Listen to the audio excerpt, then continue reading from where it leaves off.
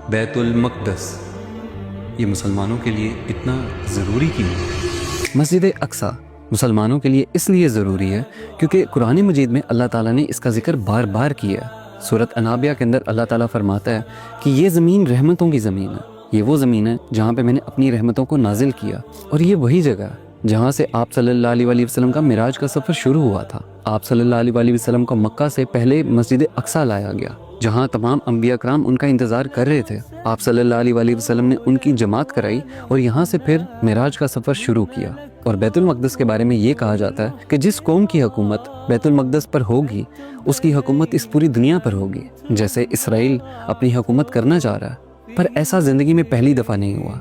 آج سے ہزاروں سال پہلے حضرت داؤد علیہ السلام نے مسجد اقصی کی تعمیر کا آغاز کیا، پر اختتام حضرت سلیمان علیہ السلام نے کیا، اور بدلے میں اللہ تعالیٰ سے 3 دعائیں مانگی۔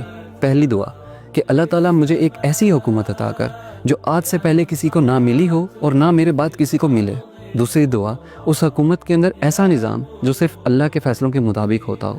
اور تیسری دعا یہ کہ اگر کوئی بھی شخص مسجد اقصی میں نماز کی نیت سے آتا ہے تو اللہ تعالیٰ اس کو بالکل ویسے ہی پاک کرنا جیسے ایک ماں اپنے بچے کو پاک پیدا کرتی ہے، معصوم پیدا کرتی ہے، بے گناہ پیدا کرتی ہے۔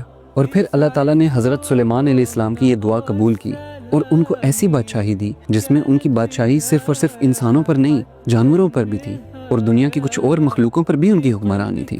اور بیت المقدس مسلمانوں کے لیے اس لیے ضروری ہے کیونکہ یہ مسلمانوں کا پہلا قبلہ تھا۔ آپ صلی اللہ علیہ وسلم نے 14.5 سال مسجد اقصی کی طرف رخ کر کے نماز پڑھی، اور آپ صلی اللہ علیہ وسلم کی حدیث ہے کہ جمع کیے جانے والی اور دوبارہ زندہ کیے جانے والی زمین شام ہے، اور یہیں پہ دجال کا ظہور ہوگا۔ حضرت عیسیٰ علیہ السلام کا ظہور بھی یہیں پہ ہوگا، یعنی کہ یہ وہ زمین ہے جہاں پہ دنیا کے اختتام کی بڑی جنگیں لڑی جائیں گی۔